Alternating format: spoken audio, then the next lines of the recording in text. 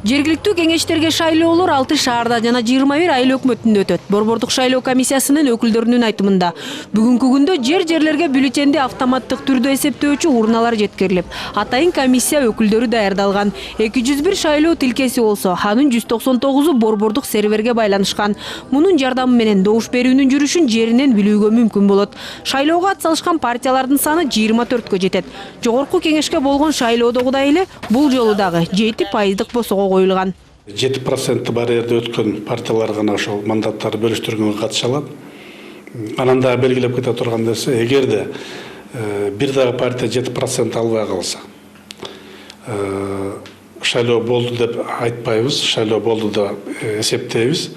Бирок ошол эң көп добуш алган 3 партияны биз мандаттарды бөлүштүргөнгө катышып беребиз. Эгерде бир эле партия 7% алып калган болсо, кийинки калган 2 партияны да кошуп, ошол жерде сөзсүз түрдө минималдуу түрдө 3 партия ошол жерде болуш керек.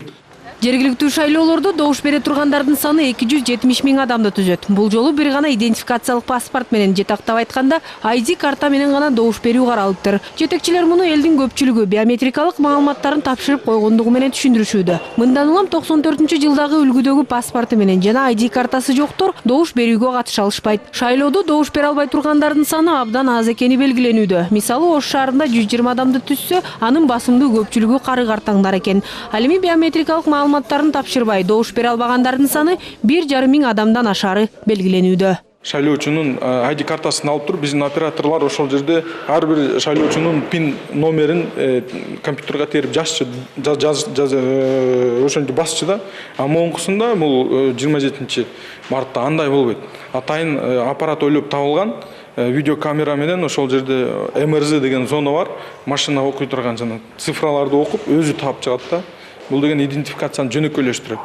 Ошол эле убакта интернет айдыңында партиялардын шайлоого катышуу үчүн берген тизмеси катуу сын пикирлерге кабылууда. Себеби талапкерлердин басымдуу көпчүлүгү эч жерде иштебегендер. Эми мыйзам чегинде бул жерде билими тууралуу эч кандай талап жок. Жаш өзгөчөлүгү боюнча гана жаш талап бар, 21 жаштан чоң болуш керек. 21 жаштан кичи болбош керек. Ал эми кайсыл жерде жумуш кылат, ал жерде дагы эч кандай талап жок.